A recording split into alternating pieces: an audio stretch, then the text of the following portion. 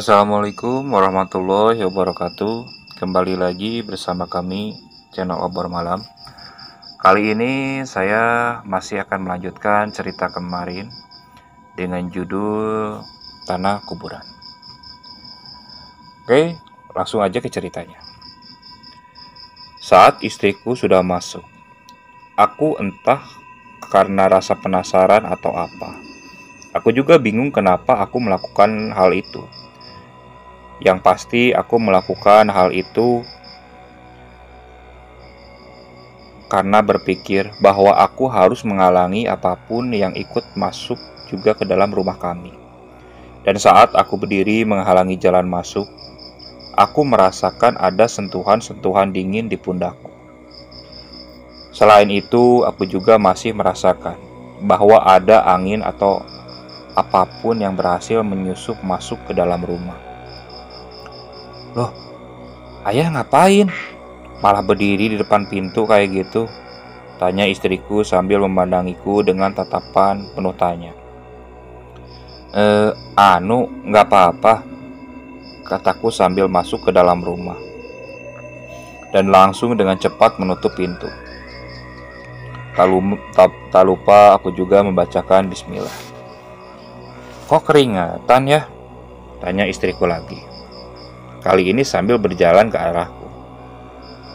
Tanpa sadar, aku mengusap keningku. Memang terasa ada keringat yang muncul di dahiku.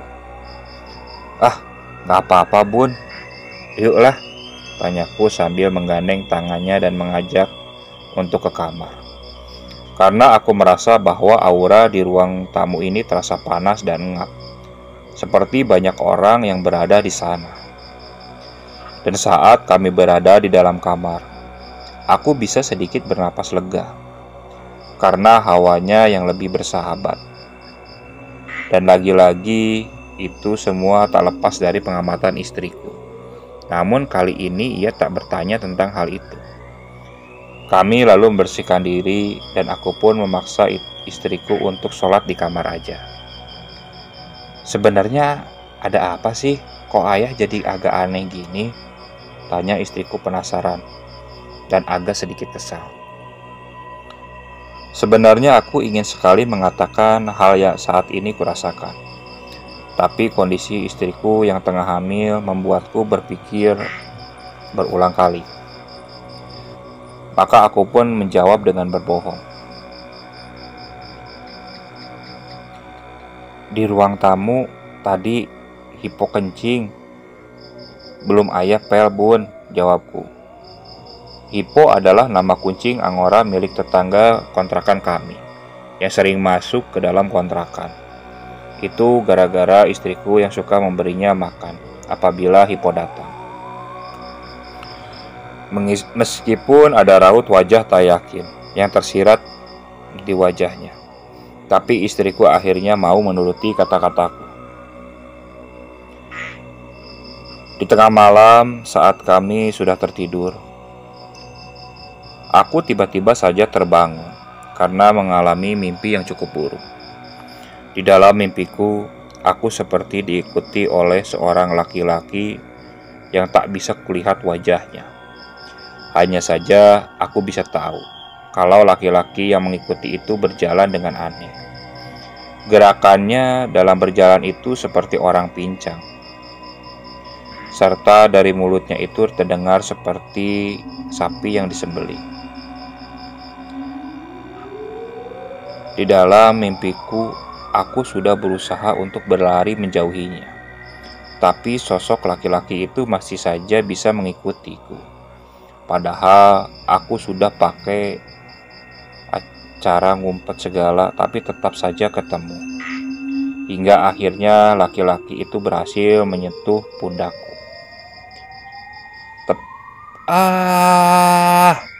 Aku berteriak histeris. Dan aku terbangun dengan posisi duduk. Napasku tersengal-sengal, seperti orang yang habis berlari. Keringat juga tampak mengucur deras, hingga seluruh tubuhku. Sampai baju tidurku hingga lepek.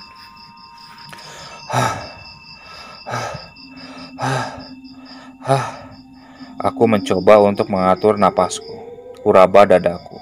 Terasa denyutan jantung yang berdetup kencang. Astagfirullah, mimpi buruk ternyata, kataku. Saat itu aku tidur di sisi ranjang paling pinggir, sedangkan istriku tidur di sisi sebaliknya yang menempel langsung dengan tembok pemisah antara ruang tamu dan kamar. Kulihat jam yang menggantung di tembok. Samar-samar kulihat di sana waktu sudah menunjukkan pukul 1 malam lewat sedikit.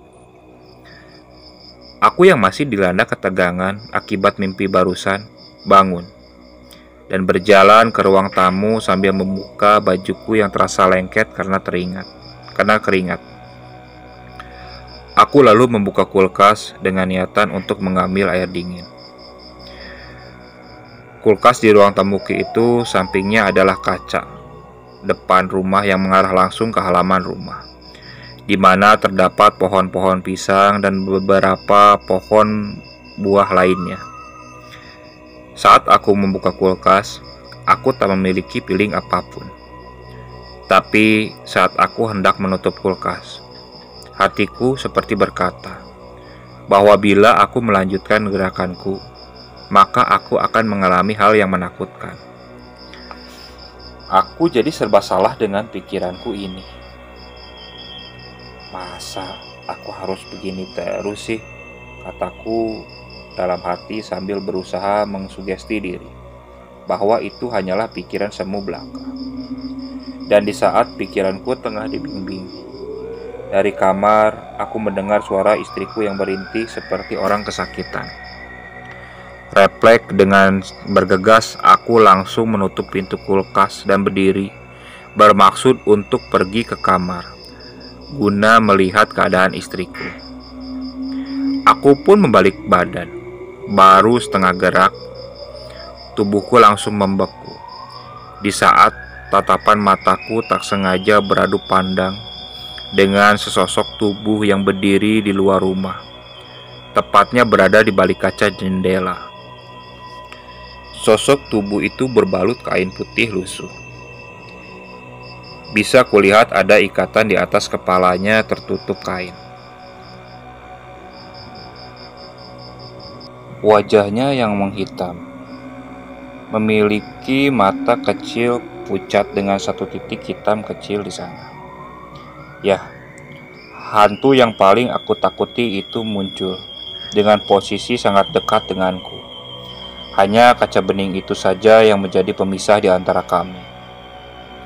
Kami saling berpandangan. Matanya sungguh tak memiliki aura kehidupan di sana. Kosong. Aku tak bisa melihat kondisi tubuhnya yang lain. Karena saat kami saling bertatapan, kedua bola mataku langsung stuck di kedua mata pucatnya itu. Bahkan aku sampai lupa caranya untuk bernapas. Kepalaku mulai sedikit berputar. Tatapan mataku mulai mengabur dengan disusul oleh mulai hilangnya kekuatan kakiku dalam bertumpu, membuat keseimbangan tubuhku sedikit demi sedikit mulai hilang. Hingga pada akhirnya lututku sudah tak kuat lagi. Aku pun terjatuh, duduk. Untungnya aku tak terantuk tembok ataupun kaca jendela. Dan untungnya aku jatuh duduk dengan posisi kepala menunduk, hingga aku terbebas dari melihat pocong tadi.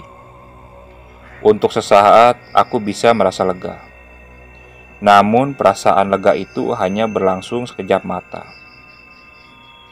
Karena tiba-tiba saja telingaku mendengar suara persis dengan suara laki-laki yang di dalam mimpiku tadi.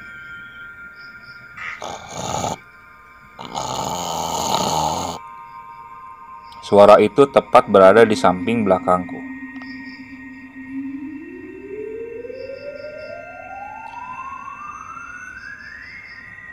Aduh, apalagi ini, keluhku dalam hati. Aku takut untuk bergerak dari tempat itu. Bayangkan saja, tepat di hadapanmu meskipun terhalang oleh kaca. berdiri sosok hantu yang sangat kamu takuti, yaitu pocong. Lalu di sebelahmu juga berdiri sebuah sosok yang kemungkinan adalah hantu yang tadi ada di dalam mimpiku. Namun, bagaimanapun aku harus segera bergerak dari tempat itu dan bergegas menuju kamar, guna melihat apa yang terjadi kepada istriku.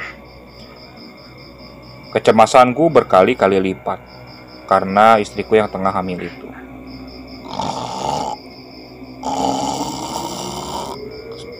Suara di sebelahku masih terdengar. Namun akhirnya aku membulatkan tekad untuk berani bergerak dari di sini. Dan duk, duk. Belum sempat aku berdiri, tepat di hadapanku, suara kaca yang seperti diketuk terdengar. Entah karena refleks atau apa, aku malah dengan tidak sadar melihat ke atas, ke arah kaca yang ada di depanku. Dan betapa terkejutnya aku melihat apa yang telah dilakukan oleh pocong yang ada di luar sana. Pocong itu kini tengah menabrak-nabrakan kepalanya ke arah kaca, sehingga terdengar bunyi duk, duk. Sontak seluruh keberanian yang susah payah kukumpulkan tadi langsung hilang begitu saja, bagaikan embun pagi yang menguap akibat cahaya matahari. Tubuhku kembali lemas. Air mata hampir saja menetes saking takutnya. Kakiku, tanganku, seluruh badanku terasa lemas tak bertenaga.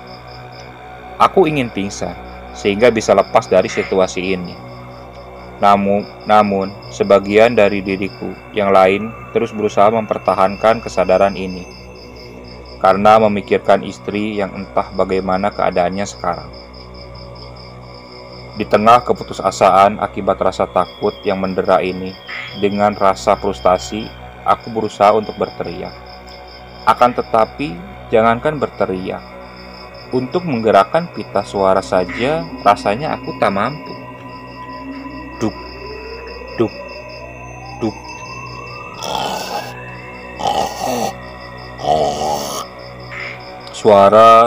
Kedua suara itu terus-menerus bersautan, seolah-olah mereka terus berusaha untuk menaikkan ketakutanku yang sebenarnya memang sudah nyampai puncak ini. Ada kemungkinan sekitar 5 menit suara itu terus terdengar, sehingga timbullah sebuah kejengkelan di antara rasa takut di dalam diriku. Kejadiannya sama persis ketika aku diperdengarkan suara kuntilanak di kantor. Sebuah rasa keberanian yang tiba-tiba saja muncul karena gangguan yang itu-itu saja. Maka dengan mengepalkan kedua tangan, aku langsung berdiri dengan kaki yang masih lemas tentunya, dan menggebrak kaca dengan keras. Untungnya tidak pecah. Dengan penuh emosi, aku menatap ujung kepalanya. Tak berani aku menatap mata makhluk itu. Kulihat kain di ujung kepalanya bergoyang-goyang. Tak ada gerakan. Ia akan menabrak kepalanya ke kaca lagi. Perlahan, pocong itu berbalik badan. Kemudian ia melompat-lompat ke arah pohon-pohon pisang yang tumbuh di halaman kontrakan ini. Hilang satu, kataku dalam hati. Dan ini yang membuat keberanianku makin bertambah. Lalu aku menoleh ke arah suara yang seperti suara sapi yang disembelih itu. Astagfirullah, aku terkejut. Ternyata si pemilik suara itu adalah istriku yang saat ini tengah kesurupan. Bunda, kataku dengan segera mencoba mendekatinya. Namun tangannya dengan kaku menepis tanganku yang berusaha untuk menyentuhnya. Namun aku tak mengindahkannya. Aku tetap berusaha merangkul istriku.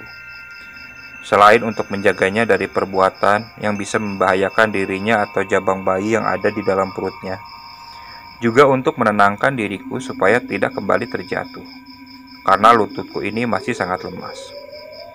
Setelah bersusah payah, sambil tidak menghiraukan racauannya, aku akhirnya berhasil memeluk dan membawanya kembali ke kamar.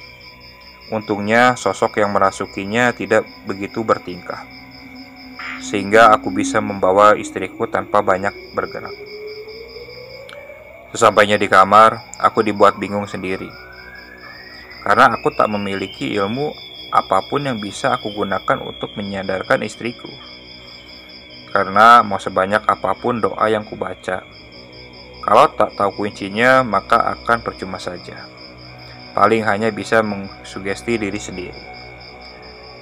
Tapi meskipun begitu, aku tahu hal ini akan percuma.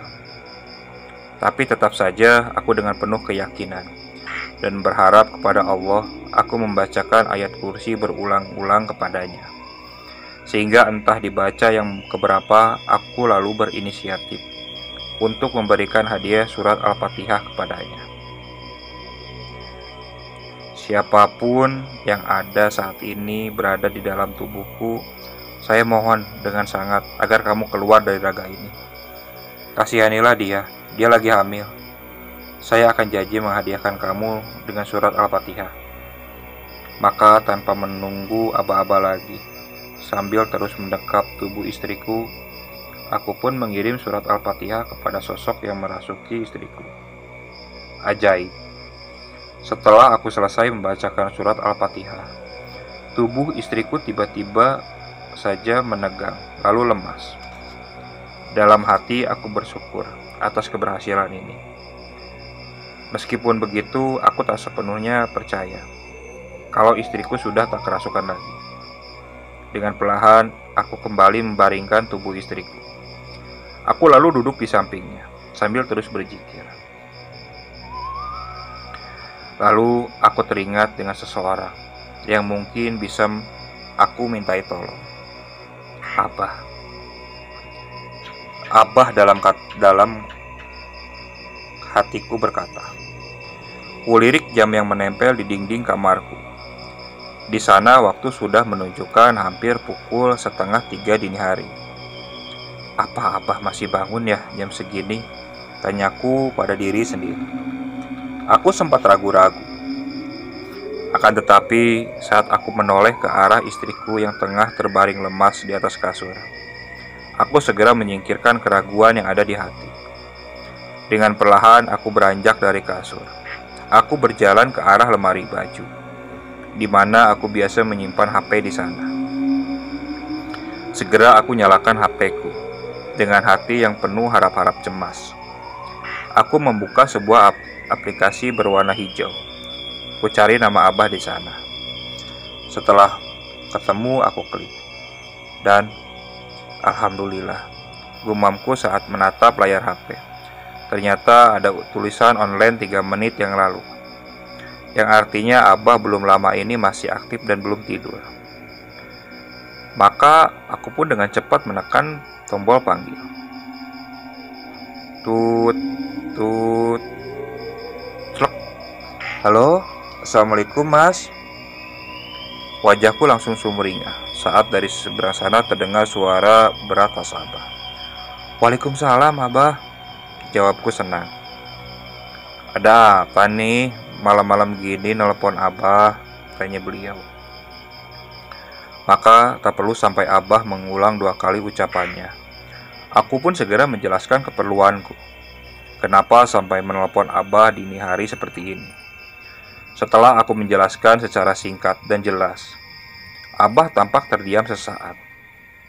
Kemudian Abah berkata, Mas, tunggu sebentar ya. Abah mau lihat dulu dari sini. Gak usah dimatiin HP-nya. Mas tunggu aja sebentar. Siap bah, jawabku. Lalu aku pun menunggu jawaban dari Abah. Sambil menunggu, aku kembali duduk di samping istriku sambil mengelus-ngelus kepalanya. Sesekali aku juga mengusap perutnya yang mulai membesar. Tak sampai 5 menit kemudian, Abah kembali terdengar berbicara dari teleponnya. Halo mas, katanya. Iya bah, jawabku dengan cepat. Jadi gini mas, dari yang Abah lihat, Mas ini secara tidak sengaja sudah membawa bekas tanah kuburan dari seseorang yang meninggal secara tidak wajar. Waduh, kok bisa, Bah? Perasaan saya tidak pernah ke kuburan deh beberapa hari belakangan ini, jawabku sedikit bingung. Mas coba ingat-ingat lagi, jangan terburu-buru, santai aja, kata Abah sedikit bercanda. Aku pun mengikuti saran Abah. Sambil memejamkan mata, aku mencoba mengingat-ingat kembali kejadian-kejadian yang kulewati beberapa hari ke belakang. Sampai akhirnya aku menepuk jidat. Di saat aku ingat ada seorang nasabah yang mengaku baru pulang dari kuburan, yang datang ke tempat kerjaku beberapa hari yang lalu. Aku pun teringat dengan ceceran tanah yang ada di lantai tempat kerjaku. Ya Allah, iya bener. Sekitar 2 atau 3 hari yang lalu. Memang benar, ada nasabah di tempat kerja saya yang ngakunya baru pulang dari kuburan. Katanya sih habis datangi pemakaman saudaranya yang meninggal karena kecelakaan. Dan seingat saya, sepatu orang itu agak kotor karena tanah, kataku panjang lebar. Hehe, alhamdulillah, berarti tebakan Abah bener ya. Soalnya yang Abah lihat di kontrakan si Mas itu ada bekas-bekas tanah kuburan, kata Abah. Apa karena tanah kuburan itu makanya kontrakan saya berhantu, Bah? Tanyaku. Iya Mas, apalagi tanah itu bekas orang yang meninggal secara tidak wajar. Jadi jin atau korin pendamping orang itu menjadi arwah penasaran yang tidak terima dengan cara meninggalnya yang tidak wajar itu. Sehingga entah bagaimana caranya, jin tersebut mendatangi orang-orang yang datang ke pemakamannya. Taunya dari mana? Dari tanah kuburan tempat ia dimakamkan. Maka dari itu biasanya orang-orang yang habis datang dari pemakaman dianjurkan untuk tidak langsung pulang ke rumah, tapi mencuci bersih badannya atau alas kakinya terlebih dahulu. Karena ditakutkan ada jin yang mengikuti mereka dari kuburan tadi. Dan Mas secara nggak sengaja malah membawa ceceran tanah kuburan tadi ke dalam rumah, kata Abah menjelaskan secara detail. Oh gitu Bah, jadi kalau selain jin atau korin si korban kecelakaan itu yang datang ke rumah, ada juga beberapa setan yang ikut nimbrung masuk dan menakut-nakuti kami Bah, tanyaku. Ya, itu karena si Eneng lagi hamil, dan bangsa jin terutama sejenis kuntilanak sangat suka bau atau aura ya wanita yang tengah hamil. Mungkin awalnya mereka nggak tahu nih kalau ada yang hamil di rumah Mas, tapi begitu mereka ngelihat ada jin baru yang bolak-balik masuk ke rumah Mas, mereka jadi penasaran, maka ikutlah mereka masuk. Dan yang terjadi sama Mas itulah akhirnya, kata Abah. Jadi jin itu kayak manusia juga ya Bah? Tanyaku agak sedikit kepo. Haha, iya bener Mas, jawab Abah sambil tertawa. Aku pun ikut tertawa. Setelah agak mereda, aku kembali bertanya. Terus bagaimana Bah solusinya? Tanyaku. Udah gini aja, nanti Abah bantu dari sini buat bikin pagar gaibnya biar gak ada jin yang bisa masuk ke rumah. Jangan lupa Mas sama si Eneng juga harus rajin ibadah. Nah, terus buat tanah kuburan itu Mas ambil dari bawah sepatu kerja. Ada sebagian kecil tanah kuburan yang nyelip di sana. Mas cuci bersih sambil baca doa dan yakin kepada Allah, insya Allah gak ada gangguan lagi, kata Abah memberikan petunjuk. Sekarang? Tanyaku. Enggak, tahun depan, hehehe, kata Abah ketawa. Setelah dijelaskan sekali lagi, aku pun segera mengucapkan banyak terima kasih. Telepon aku matikan, dan tak berselang beberapa lama, Abah mengirimkan bacaan doa yang harus kubaca. saat membersihkan tanah kuburan yang ternyata menempel di sepatu kerjaku. Dan alhamdulillah, setelah malam hari yang mencekam itu, malam-malam selanjutnya tak ada lagi gangguan gaib yang kami alami, khususnya dari jin tanah kuburan itu. Oke, sekian cerita kali ini. Mohon maaf apabila masih banyak kekurangan dalam pembawaan cerita. Tetap support channel Obor Malam dan terus ikuti cerita-ceritanya. Assalamualaikum warahmatullahi wabarakatuh.